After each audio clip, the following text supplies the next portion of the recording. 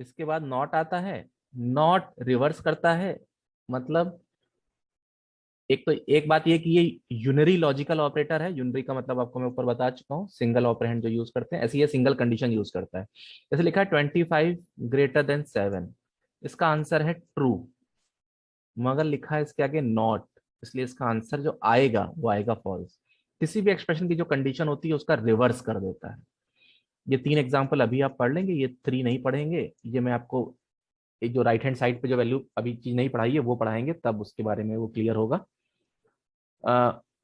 यहाँ पर जो भी एग्जाम्पल मैंने लिखे हैं वो सब मैंने वेरिएबल्स के फॉर्म में लिखे हैं, वो सॉरी कांस्टेंट के फॉर्म में, मतलब वैल्यूज। आप वेरिएबल्स के फॉर्म में भी लिख सकते हैं, ऐसे लिख सकते हैं कि m is greater than n and m should be less then q, ऐसे करके भी लिख सकते हैं। ठीक है। एंड और नॉट में कोई क्वेश्चन है किसी का तो बताइए। सर एंड और को एक साथ यूज कर सकते हाँ हैं? बिल्कुल कर सकते हैं, वो अभी नेक्स्ट एक ये टॉपिक आएगा, अभी एक टॉपिक आएगा एसोसिएटिविटी, तो वहां पर ये चीज बताई जाएगी आपको। प्रेफरेंस अभी आप पढ़ेंगे, या चलो अच्छा बता देता हूँ पहले, तुमने पूछा है साथ में तो वो चीज एक साथ एंड और लगाए गए। जैसे लिखा है ए ग्रेटर देन बी और B less than D and A greater than C और not A double equals to D. ऐसा एक्सप्रेशन लिखा है, इसमें एंड और नॉट तीनों लगे हुए हैं। तो तीनों आप लगा सकते हैं, मगर यहां पर आपको एक चीज पढ़नी है, इसे बोलते हैं ऑपरेटर प्रेफरेंस या प्रेसिडेंस। नीचे आने का टॉपिक, नीचे आना टॉपिक है। जैसे बोर्ड मास का रूल होता है, आपने सबने बोर्ड मास पढ़ रखा होगा मैथ्स में, वैसे ही यहाँ जितने भी ऑपरेटर्स हैं, मैथ्स में ऑपरेटर्स कम होते हैं, यहाँ ज्यादा हैं, तो यहाँ जितने भी ऑपरेटर्स हैं उनका भी एक प्रेफरेंस ऑर्डर होता है। उसमें से अभी क्योंकि लॉजिकल पढ़ रहे तो खाली लॉजिकल की बात कर लेते हैं।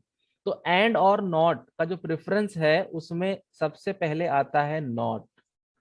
एक मिनट, एक मिस्टेक कर दी, यहाँ पर मैंने साइन लगा दिया है। एक मिनट।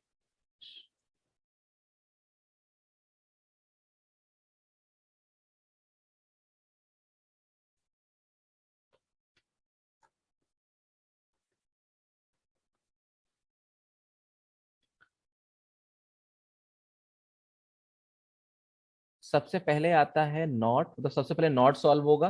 किसी भी एक्सप्रेशन में एक साथ एंड और नॉट आ रहे हैं तो सबसे पहले नॉट, सबसे पहले ब्रैकेट सॉल्व होगा, अगर कोई चीज ब्रैकेट में लिखी है तो। उसके बाद नॉट सॉल्व होगा, नॉट के बाद एंड सॉल्व होगा, और उसके बाद और सॉल्व होगा। देखिए इस बात का क्या मतलब है।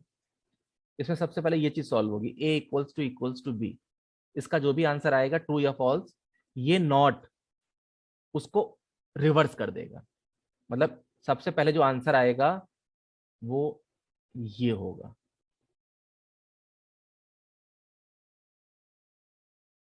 आंसर नंबर 1 इससे आएगा।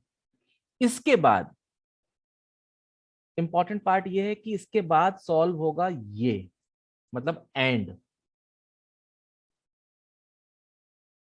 एक आंसर हमें यहां से मिल गया 1 नंबर, सपोज 2 नंबर आंसर हमें यहां से मिलेगा। अब क्या बच रहे हैं, दो और, एक ये वाला और एक ये वाला और। तो इस आपस में जब सेम टाइप के आते हैं तो वो लेफ्ट टू राइट सॉल्व होते हैं। मतलब ये और ये दोनों मिलके एक आंसर जनरेट करेंगे, सपोज वो 3rd नंबर का आंसर होगा। और फिर इस इसका आंसर और ये जो आंसर आया ये मिलके फाइनल आंसर जो कि 4th आंसर कहलाएगा, जनरेट करेंगे। क्या सीक्वेंस रिपीट करूं मैं, क्या क्या हुआ कि आ गया सबको समझ में? रिपीट कर दीजिए। ठीक है। सबसे पहले सॉल्व होगा ये नॉट, क्योंकि नॉट का प्रेफरेंस सबसे ज्यादा है। तो एक ही एक्सप्रेशन में एंड और नॉट आ रहे हैं तो वो कहीं पर भी आ रहे हैं, पहले आ रहे हैं बाद में आ रहे हैं, जो नॉट जहां पर आ रहा है सबसे पहले उसका आंसर निकाला जाएगा। इससे मान लीजिए मेरा जो आंसर आया वो आया ट्रू, मैं लिख ले रहा हूं यहाँ कि ट्रू आया। ये एजम्पशन है कि ट्रू आया। फिर ये वाला एंड वाला आंसर निकाला जाएगा। मतलब ये वाली कंडीशन और ये वाली कंडीशन देख के आंसर निकाला जाएगा। इसका क्या आया, सपोज का आंसर आया फॉल्स, उसके बाद इसका आंसर जो आएगा, सपोज इसका आंसर आया, इसका भी आंसर फॉल्स आया, तो ये आंसर और ये आंसर मिलके एक आंसर निकालेंगे। सॉल्व कौन हो रहा है, और सॉल्व हो रहा है, तो इसका आंसर फॉल्स आएगा। अब इतने पूरे का आंसर फॉल्स आ गया और इतने का आंसर ट्रू आ चुका है। अब ये दोनों का और होगा, तो एक फॉल्स है और एक ट्रू है, तो उसका और क्या होगा, एक फॉल्स है और एक ट्रू है, तो उसका और क्या होगा, बताए कोई भी। शियांशी तुम बताओ क्या होगा।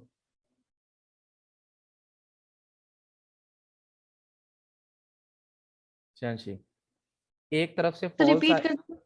एक तरफ से फॉल्स आया है, एक तरफ से ट्रू आया है, वो और को, तो इन दोनों का और क्या होगा।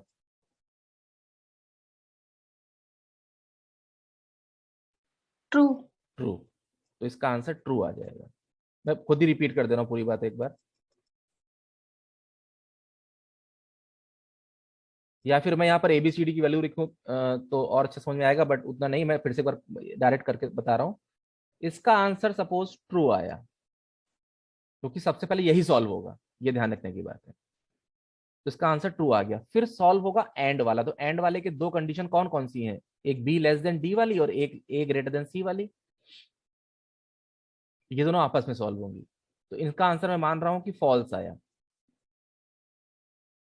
उसके बाद ये वाला और सॉल्व होगा, तो इस वाले और में एक ऑपरेंड तो ये है, एक कंडीशन तो ये है, इसका आंसर सपोज फॉल्स आ रहा है, और एक कंडीशन ऑलरेडी सॉल्व हो चुकी है, उसका आंसर फॉल्स आ जाता है। तो ये फॉल्स और ये फॉल्स मिलके आपस में फॉल्स आंसर देंगे।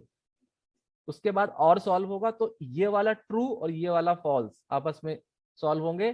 तो और में क्या होता है, एक ट्रू एक फॉल्स है, तो आंसर ट्रू आ जाता है, तो इसका ओवरऑल आंसर ट्रू आएगा। देखिए, अगर अभी भी समझने में डाउट है तो मैं रिपीट कर सकता हूं, मगर उसके लिए फिर मैं वैल्यू रख के आपको आंसर बताऊंगा, अगर कोई डाउट है तो। दर्श, कोई doubt. No sir. Kshitij, Tanya, no sir. Palak, Panch, कोई डाउट। सर। No sir. ठीक है, तो ये एंड और नॉट है। इसमें मैंने अभी एक छोटा पोर्शन अभी नहीं बताया है, वो अभी मैं कुछ सारे ऑपरेटर्स पढ़ा लेता हूँ, उसके बाद बताऊंगा। नेक्स्ट कैटेगरी पे हम जा रहे हैं, वो है हमारी बिट वाइज ऑपरेटर। सिर्फ ये होते हैं bitwise operator, that is enough for you. And ये होते हैं शिफ्ट ऑपरेटर, ये that is enough for you, because both of these are not under your in your syllabus. बस ये होते हैं, इतना आपके लिए काफी है। हालांकि ये भी सिलेबस में नहीं है कि ये होते हैं, बट हाँ, मगर एक नोट्स आप अगर तैयार कर रहे हैं तो ये आपके लिए इजी रहेगा कि हाँ ये भी होते हैं, फ्यूचर में काम आ सकता है आपके। उसके बाद नेक्स्ट ऑपरेटर है इज ऑपरेटर। इज, इसको बोलते हैं आइडेंटिटी ऑपरेटर। ये किस बात पे काम करता है, ये काम इस बात पे करता है, आपने आईडी फंक्शन पढ़ लिया है, और आईडी फंक्शन से आपको ये पता चल गया है कि हर वेरिएबल का एक एड्रेस होता है। तो इस फंक्शन किसी भी दो वेरिएबल्स की वैल्यू देखने के बजाय उनका एड्रेस देखता है, और अगर उन दोनों का एड्रेस सेम है तो आंसर ट्रू देता है, नहीं तो फॉल्स देता है। देखिएगा, X comma Y comma Z equal to 25 comma 20 comma 25, इसका मतलब क्या हुआ, एक्स वाई जेड तीन वेरिएबल बनेंगे मेमोरी में, तीन लेवल बनेंगे, और ये दो डिफरेंट वैल्यूज को पॉइंट आउट कर रहे होंगे। ये एक्स है, ये वाई है, ये जेड है। यहाँ पर सपोज 20 है, यहाँ पर 25 है। तो x और z दोनों 20 को पॉइंट आउट कर रहे होंगे, और y 25 को पॉइंट आउट। मतलब मान लीजिए इसका एड्रेस है 100 और इसका एड्रेस है 200, तो x में भी 100 होगा, मैं बाहर लिख दे रहा हूँ, वैसे उसके अंदर होगा, और z में भी 100 होगा, और y में 200 होगा। तो जब हम लिखेंगे x इज y, इसका आंसर फॉल्स आएगा। और किस हिसाब से आएगा, ये चेक करेगा कि x के पास कितना एड्रेस है और y के पास कितना। x के पास 100 है, y के पास 200 है, दोनों आपस में मैच नहीं हो रहे,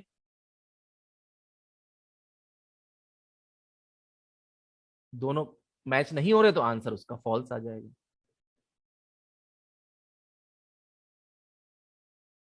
और जब लिखा x इज z तो ट्रू आ गया, क्योंकि x का एड्रेस भी 100 है और z का एड्रेस भी 100 है, वो दोनों सेम वैल्यू को पॉइंट आउट कर रहे हैं। अगर हम लिखते x इक्वल्स टू z और x इक्वल्स टू y, तब भी आंसर वही होते। इसका आंसर ट्रू होता, इसका आंसर फॉल्स होता, क्योंकि दोनों की वैल्यू सेम है, एक्स जेड की और एक्स वाई की नहीं है।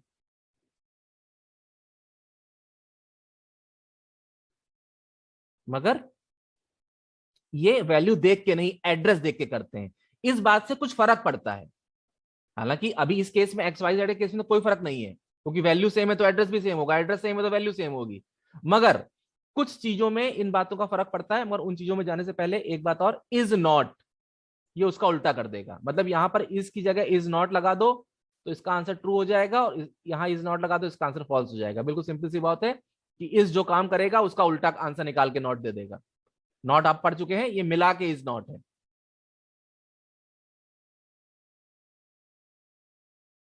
मगर क्या ध्यान रखने की बात है कि इज ऑपरेटर कहां कहां नहीं लगाना चाहिए। अगर आप दो स्ट्रिंग कंपेयर कर रहे हैं, जैसे एक स्ट्रिंग है S1,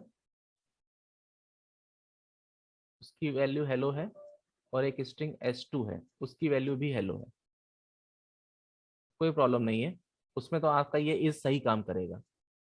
मगर सपोज एक स्ट्रिंग S1 है जिसकी वैल्यू हेलो है, हमने रखी है,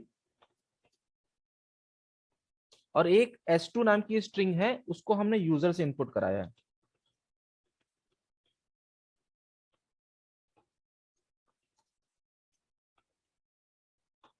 यूजर ने जो आंसर दिया है वो सपोज हेलो ही दिया है, यूजर ने भी हेलो दिया है जो इनपुट किया है। मगर आप जब लिखेंगे S1 equals S1 is S2, answer आपको लगेगा ट्रू आना चाहिए, मगर नहीं आएगा, फॉल्स आएगा। ऐसा क्यों है? क्योंकि पाइथन क्या करता है, जो स्ट्रिंग में वैल्यू हम डायरेक्ट असाइन करते हैं उनको अलग तरह से मेमोरी में स्टोर करता है, और जो यूजर इनपुट करता है उसको अलग तरीके से करता है। तो इसलिए दोनों की लोकेशन बदल जाती है। वैल्यू भले ही सेम हो मगर दोनों की लोकेशन बदल बदल जाएगी। इसलिए यहां लिखा हुआ है कि never use is operator to compare values like user given strings, very big integer numbers, floating point and complex number. तो कुल मिला के आधी चीज तो निकल गई इसमें से। तो आपको यह ध्यान रखना है कि आपको इस कहीं यूज ही नहीं करना एक्चुअली में। आपको जहां यूज करना है वहां डबल इक्वल्स टू लगाइए या नॉट इक्वल्स टू लगाइए, दैट्स इनफ। इज खाली आपको पता होना चाहिए और क्या करता है ये बताना चाहिए, और कहीं पर आउटपुट अगर हम पूछ लिया जाए तो उसका आंसर बता सके, बस। आपको कहीं लगाना नहीं।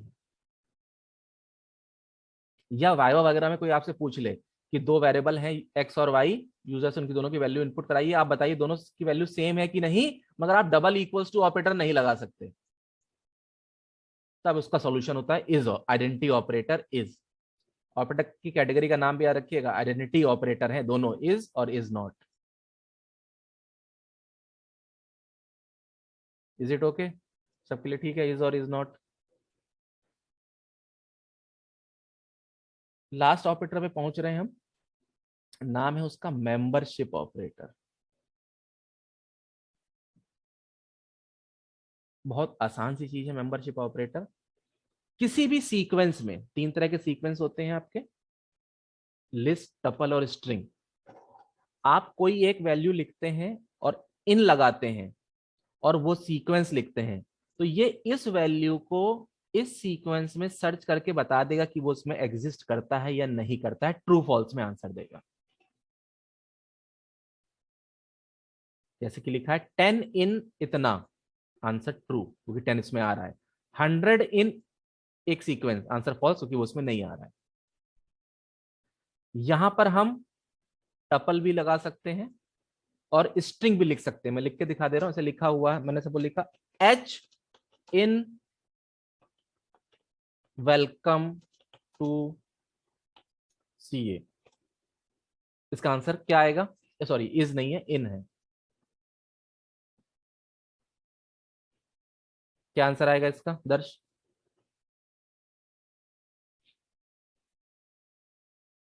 फॉल्स। फॉल्स, ठीक है। अगर दर्श मैं ऐसा कर देता हूं, अब फॉल्स। अभी भी फॉल्स रहेगा, क्योंकि श्रेयांशी क्यों फॉल्स रहेगा?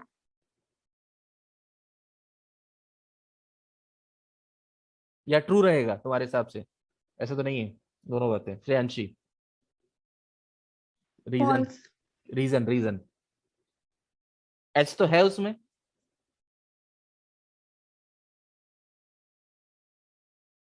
श्रेयांशी जल्दी से, एच तो है। हेलो, हेलो में एच आ रहा है, तब भी उसका आंसर फॉल्स क्यों आ रहा है? क्योंकि इसमें जो है वो कैपिटल में और इसमें हाँ, स्मॉल में। ठीक है। कैपिटल स्मॉल, मगर कैपिटल स्मॉल के बजाय अगर आप अपर केस लोअर केस बोले तो that will be more technical sound, ठीक है। तो आप इसमें किसी भी तरह के सीक्वेंस में कोई वैल्यू आ रही है या नहीं आ रही है, ये आप चेक करके देख सकते हैं, और इसका आंसर ट्रू फॉल्स में आता है। आपको याद रखना है कि कौन सा ऑपरेटर कैसा आंसर देता है।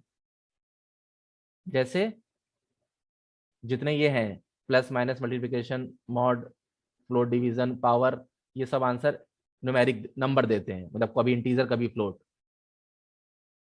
प्लस और मल्टीप्लिकेशन के लिए थोड़ा सा दो रोल अलग है, यहाँ पर लिखा हुआ है, इसका आंसर कभी कभी बदलेगा भी, यहाँ लिखा हुआ है। तो अभी जब टॉपिक में पहुंचेंगे तो वहां देखेंगे। और रिलेशनल ऑपरेटर जितने हैं वो सब आंसर बूलियन आंसर देते हैं। असाइनमेंट ऑपरेटर कोई आंसर नहीं देते हैं, क्योंकि वो तो असाइन करते हैं वैल्यू, तो उसका कोई आंसर नहीं होता है। और लॉजिकल ऑपरेटर का आंसर हमेशा ट्रू फॉल्स मतलब बूलियन होता है। बिट वाइज शिफ्ट आपके में है नहीं, आइडेंटिटी का भी बूलियन होता है, और मेंबरशिप ऑपरेटर का भी बूलियन आंसर होता है। तो आपको ये याद रखना है कि कौन सा ऑपरेटर किस टाइप का रिजल्ट देता है। और फिर ये बात आती है, that is called operator precedence. ये बोर्ड मास वाली बात है, यहां पर आपको ये याद करना होगा। 11th में क्वेश्चन आया, फर्स्ट टर्म में या नहीं आया नहीं पता, बट 12th में आएगा। 12th में भी आएगा, 11th में भी आता था। आपके यहाँ आया, आपके स्कूल में आया कि नहीं आया? कैसा होता था? ऐसा लिखा होता है कि 15 floor division 2 power 3 plus 10 multiplied by 7 divide by 2, ऐसे लिखा होता था। और कहा जाता है इसका आंसर बताइए। तो इसका आंसर आप डायरेक्ट ऐसे नहीं निकाल सकते, आपको क्या देखना होगा? इसमें आपको देखना होगा कि इसमें किस ऑपरेटर का प्रेसिडेंस कितना है। तो देखेंगे सबसे ज्यादा प्रेसिडेंस किसका दिख रहा है आपको? एक्सपोनेंट का। तो सबसे पहले ये सॉल्व होगा, 2 की पावर 3, उसका आंसर होता है 8। फिर ब्रैकेट कहीं लगा नहीं है, यूनरी प्लस माइनस कहीं आए नहीं है, ध्यान रखिए प्लस माइनस दो तरह के बताए गए, यूनरी और, तो यहाँ प्लस तो आया है मगर ये बाइनरी वाला प्लस है। यूनरी वाले के साथ सिंगल ऑपरेटर ऑपरेंड होता है। तो फिर अगला अगला किसका प्रेफरेंस दिख रहा है हमें? अगला प्रेफरेंस दिख रहा है इनका। ये सारे आ रहे हैं इसमें, सारे मतलब डिवीजन भी आ रहा है, मल्टीप्लाई भी आ रहा है, और फ्लोट डिवीजन भी आ रहा है। मगर इनमें क्या है ना, इनमें आपस में प्रेफरेंस नहीं है, मतलब इनका प्रेफरेंस ऑर्डर नहीं है, सेम ऑर्डर पे है। ध्यान रखिए ये साथ में लिखे हैं, ये सेम ऑर्डर पे है। और क्या कहा गया है? Which comes first from left to right. तो इस हिसाब से सबसे पहले कौन आ रहा है? वंश कौन आ रहा है सबसे पहले? अनम्यूट करके बोलो। हाँ इनमें से सर, स्लैश आ रहा है। कौन सा? स्लैश स्लैश, क्या बोलते हैं उसको? बैकवर्ड स्लैश, डिवीजन के लिए। क्या बोलते क्या है उसको? नाम क्या है उसका? डिवीजन, डबल स्लैश की single slash? Division single slash है। तो सिंगल कैसे बोल रहे हो? तान्या क्या, कौन सा आ रहा है? Forward slash. नहीं, फॉरवर्ड स्लैश मतलब ये वाला। सर आप उसमें पूछ रहे हैं ना इन नीचे? इस पूरे में अगला प्रेफरेंस नंबर किसका है? एक तो सॉल्व हो गया, एक्सपोनेंट सॉल्व हो गया, अगला नंबर किसका है?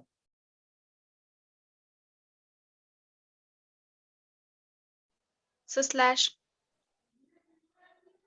क्षितिज,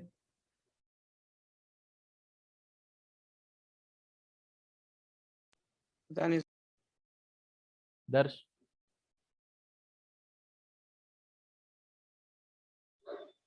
फॉरवर्ड स्लैश। ये वाला इसी को बोल रहे हो ना? Yes sir.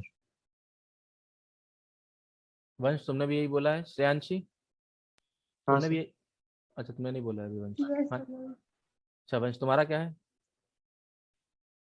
तो मेरा भी यही है स्लैश अच्छा डिवीजन। 7 पलक सर फ्लोर डिवीजन होगा पहले, जो सबसे पहले फ्लोर है। डिवीजन होगा, यस ये होगा, ये वाला ऑपरेटर। आप फिर बात समझ नहीं पाए। देखिए मैंने क्या कहा, इन सब का प्रेफरेंस बराबर है, चारों बराबर प्रेफरेंस में है। Whichever comes first from left to right, ये है लेफ्ट टू राइट। तो लेफ्ट टू राइट में फ्लोर डिवीजन पहले आ रहा है कि डिवीजन पहले आ रहा है कि एस्ट्रिक पहले आ रहा है? क्या पहले आ रहा है वंश? Sir floor division. तो फ्लोर डिवीजन होगा। Tanya get it? Yes sir. Kshitij? तो फ्लोर डिवीजन पहले होगा। तो क्षितिज फ्लोर डिवीजन का आंसर बताओ कितना है? इसका आंसर कितना आएगा? 7। कैसे? फ्लोर डिवीजन क्या करता है?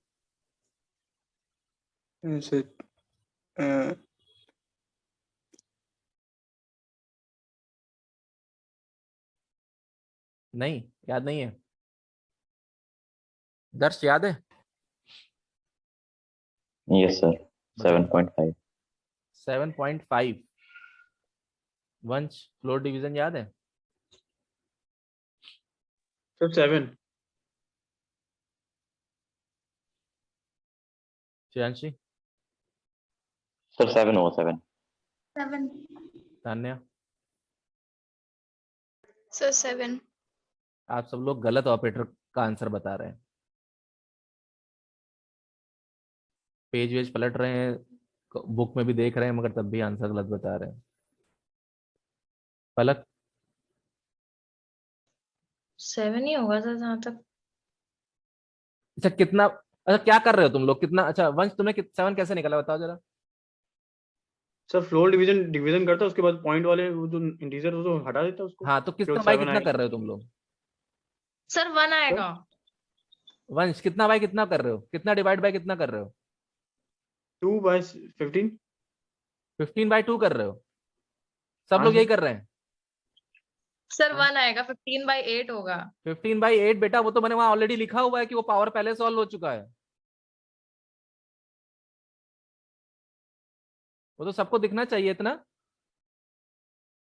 प्रेफरेंस का मतलब क्या है? पहले पावर सॉल्व हो चुका है, उसका आंसर 8 आ चुका है, तो आप वहां, अब वहां 2/2 थोड़ा ना बचा है।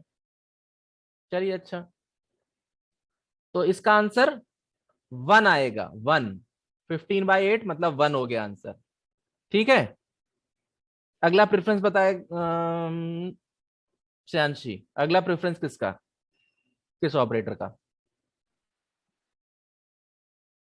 Forward slash. दर्श अगला प्रेफरेंस किसका? एस्ट्रिक। एस्ट्रिक। श्यांशी ध्यान दो, अभी वो बचा हुआ है ना वहां पर, तो ये सॉल्व होगा। इसका आंसर 70।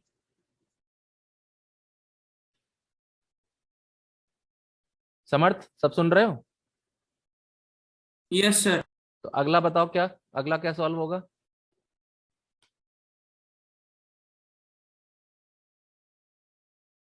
जल्दी। सर बता रहे हैं।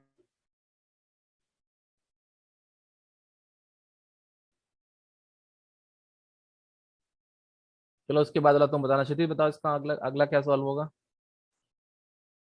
स्लैश। आंसर बताओ कितना आएगा?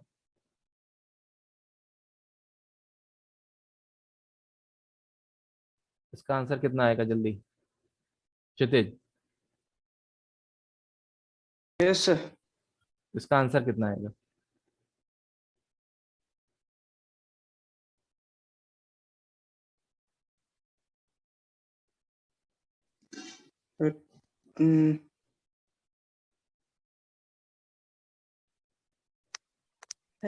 सर 35। 35। वंश ठीक है, 35 आएगा? हाँ सर 35 आएगा। दर्श ठीक है 35 आएगा। वीडियो ऑन करो दर्श पहले तो।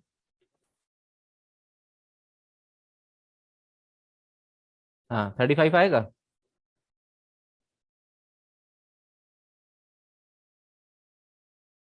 जल्दी दर्श। अच्छा हम लोग डिवीजन करके देख रहे हैं लग रहा है। 35.0। क्यों दर्श रीजन? 35 क्यों नहीं है? 35.0 क्यों? ठीक है तुम्हारा आंसर सही है, रीजन बताइए।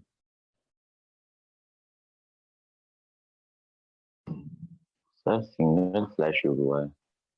और डिवीजन क्या करता है?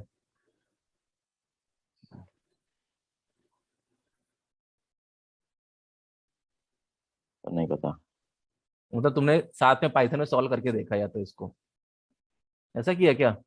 चला रखा है लैपटॉप पे पाइथन भी? लैपटॉप पे कर नो रहे हो सर। मोबाइल पे कर रहे हो? नो सर, कुछ भी नहीं है। अच्छा कुछ भी नहीं है। बहुत पहले जब स्टार्ट किया, बहुत पहले मतलब कल ही की बात है शायद, जब ऑपरेटर स्टार्ट किए तो आपको ये बात बताई कि plus minus multiply divide floor division mod exponent, ये सारे अर्थमेटिक ऑपरेटर होते हैं।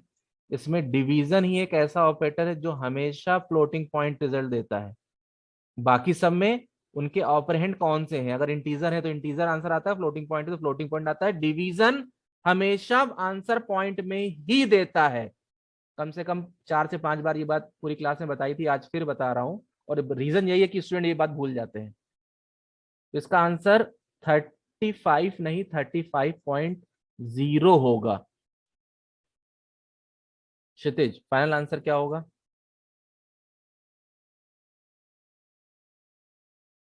क्षितिज फाइनल आंसर?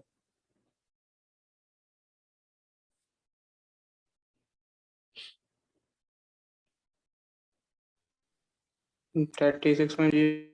36.0। बस एक ही ऑपरेटर बचा है, प्लस ऑपरेटर बचा है, वो आपस में, और वन आंसर यहाँ आ चुका है तो 1 और 35.0। अब ध्यान रखना है कि एक इंटीजर है एक फ्लोटिंग पॉइंट, तो आंसर फ्लोटिंग पॉइंट में आएगा। ठीक है तो ये ऑर्डर आपको ध्यान रखना होगा। और एक बात और ध्यान रखनी होगी कि a plus B plus C plus D लिखा है, अगर कोई भी सेम ऑपरेटर अगर रिपीट होता है तो वो लेफ्ट टू राइट सॉल्व होता है। मतलब ए और बी आपस में पहले ऐड होंगे, फिर जो आंसर आएगा वो सी में ऐड होगा, फिर जो आंसर आएगा वो डी में ऐड होगा। मतलब फिर समझ लीजिए 100 divide by 2 divide by 3 divide by 7 अगर लिखा है तो पहले 100 डिवाइड बाय 2 होगा, आंसर 50.0 आ जाएगा। 50.0 डिवाइड बाय 3 होगा तो आपका आंसर पॉइंट में आएगा। 53 12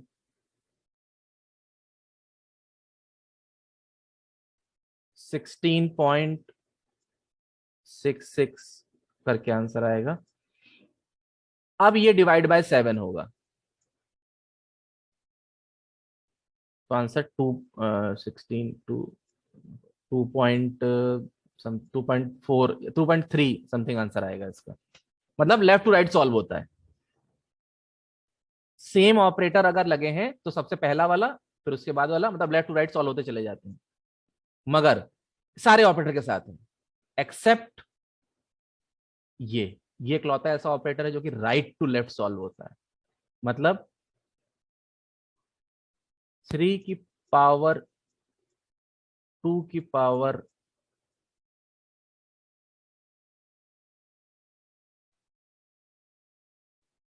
7 लिखा है सपोज,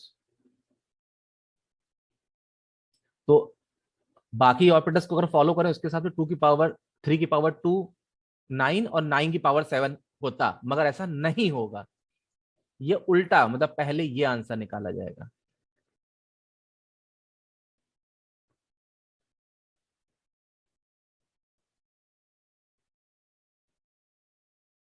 तो 2 की पावर 7 32 होता है। तो ये एक्चुअली में कैसे सॉल्व होगा, 3 की पावर 32 निकाली जाएगी जो भी आंसर आएगा। इकलौता ऐसा ऑपरेटर जो राइट टू लेफ्ट सॉल्व होता है वो है एक्सपोनेंट ऑपरेटर। नीचे एग्जांपल लिखा है, ऑपरेटर है, ऑपरेटर्स है, ये ऑपरेटर नहीं, operators have associativity from left to right. Associativity का मतलब होता है जब एक ही ऑपरेटर एक साथ एक ही एक्सप्रेशन में लगे हो तो कौन किधर एसोसिएट होगा, मतलब किधर से सॉल्व होगा, तो लेफ्ट टू राइट होता है, एक्सेप्ट दिस पावर। इसकी एसोसिएटिविटी क्या है, राइट टू लेफ्ट। ऐसे एग्जांपल लिखा हुआ है यहाँ पर 2 की पावर 4 की पावर 3, तो एक्चुअली में ये 4 की पावर 3 है, उसका आंसर जो आएगा वो 2 की पावर बनेगा। ये स्पेशल केस है इसका, बाकी सब सेम है, बाकी सब लेफ्ट टू राइट सॉल्व होंगे। तो ध्यान रखिए ये सब बातें यहाँ लिखी हुई हैं, ये से less than, greater than, less than, equal same है, मगर एक ही एक्सप्रेशन में आ रहे हैं तो लेफ्ट टू राइट जो पहले आ रहा है वो पहले सॉल्व होगा। ये आपको लेफ्ट टू राइट वाली बात समझनी पड़ेगी, इसलिए मैंने एग्जांपल करके बता दिया आपको। ये यहाँ लिखा हुआ है एंड और नॉट के बारे में, नॉट पहले फिर एंड और फिर और सॉल्व होता है। ये प्लस माइनस दूसरे हैं और ये प्लस माइनस दूसरे हैं, प्लस माइनस का प्रेफरेंस भी बराबर होता है लेफ्ट टू राइट, ये आपको लर्न करना पड़ेगा। ये प्लस माइनस यूनरी वाले हैं जो खाली ऐसे माइनस ए, ये वो वाले हैं, और ए माइनस बी मतलब ये यूनरी माइनस है और ये बाइनरी माइनस है, ये आपको पढ़ाया गया है स्टार्टिंग में, ये आपको याद रखना है। तो ये ऑपरेटर्स एसोसिएटिविटी है। इसके बाद एक छोटा सा टॉपिक है equals to double equals to में डिफरेंस। इसका स्क्रीनशॉट कहाँ तक, यहाँ तक है, पेज नंबर कितना है, 33। ये शायद स्क्रीनशॉट में मैंने नहीं सेंड किया है लग रहा है मुझे, नहीं है 33 तक है, ठीक है। ये डिफरेंस बता रखा है, फटाक से सुन लीजिएगा इस बात को भी, इक्वल्स टू और डबल इक्वल्स टू। मैं हालांकि पहले बता चुका हूं बट फिर से एक बार बता रहा हूं, ये क्योंकि वाइवा का क्वेश्चन भी हो जाता है, थ्योरी में भी आ जाता है और स्टूडेंट से मिस्टेक भी होती है इस बारे में। जो सिंगल इक्वल्स टू है वो असाइनमेंट ऑपरेटर है और डबल इक्वल्स टू है वो रिलेशनल ऑपरेटर। पहली बात उनकी कैटेगरी अलग अलग है। दूसरी बात असाइनमेंट क्योंकि ये असाइनमेंट ऑपरेटर है इसलिए ये क्या करता है, राइट हैंड साइड की वैल्यू लेफ्ट साइड के वेरिएबल में असाइन करता है, जबकि डबल इक्वल्स टू कंपेयर करता है लेफ्ट साइड की वैल्यू को राइट साइड की वैल्यू से और ट्रू रिटर्न करता है अगर दोनों इक्वल है, नहीं तो फॉल्स। मतलब ये इक्वलिटी चेक करता है, जबकि ये इक्वलिटी असाइन करता है राइट हैंड से लेफ्ट साइड तक। ए इक्वल्स टू 10 जैसे लिखा गया है तो 10 वैल्यू 10 ए में चली जाएगी, मगर ए इक्वल्स टू 10 लिखा है तो ये तो हमारा डिपेंड करता है कि ए की वैल्यू कितनी है पहले से। अगर ए की वैल्यू भी 10 होगी तो आंसर ट्रू आएगा, नहीं तो फॉल्स आएगा। और एक बात सबसे नीचे लिखी है वो 10 इक्वल्स टू ए लिखा तो ये एरर है, 10 इक्वल्स टू ए नहीं लिख सकते, मगर 10 डबल इक्वल्स टू ए लिख सकते हैं, बिकॉज ये तो कंपेयर कर रहा है, तो कौन लेफ्ट साइड में कौन राइट साइड में उससे क्या फर्क पड़ता है उसको। असाइनमेंट ऑपरेटर के साथ लेफ्ट हैंड साइड पे वैल्यू नहीं आ सकती, वैल्यू हमेशा राइट हैंड साइड पे होती है, लेफ्ट साइड पे हमेशा वेरिएबल होता है। मगर डबल इक्वल्स टू के साथ कोई भी किधर भी हो सकता है, दोनों साइड वैल्यू भी हो सकती है, दोनों साइड वेरिएबल भी हो सकते हैं, left side value right side variable, ऐसा कुछ भी किसी भी साइड हो सकता है। तो ये हमारा डबल इक्वल्स टू है। और एक बात लिखी है, ये बहुत सिंपल सी बात है, ए वेरिएबल की वैल्यू 10 है, बी की 20 है, अभी थोड़ी देर पहले मैंने बताया था आपको। अगर आप ए इक्वल्स टू बी लिखेंगे तो बी की वैल्यू ए में जाएगी, उससे ए 20 बन जाएगा और बी भी 20 बना रहेगा। मगर आप अगर बी इक्वल्स टू ए लिखेंगे तो काम बदल जाएगा, ए की वैल्यू बी में जाएगी तो मतलब बी की वैल्यू 10 हो जाएगी। यह लिखा हुआ है डिफर वर्क, मतलब असाइनमेंट ऑपरेटर में अगर एलएचएस आरएचएस बदल देते हैं तो काम भी बदल जाता है, जबकि डबल इक्वल्स टू में कोई फर्क नहीं पड़ता। ए इक्वल्स टू बी लिखिए चाहे बी इक्वल्स टू ए लिखिए, ए 10 और बी 20 है तो इसका आंसर भी फॉल्स ही आएगा और इसका भी फॉल्स ही आना है।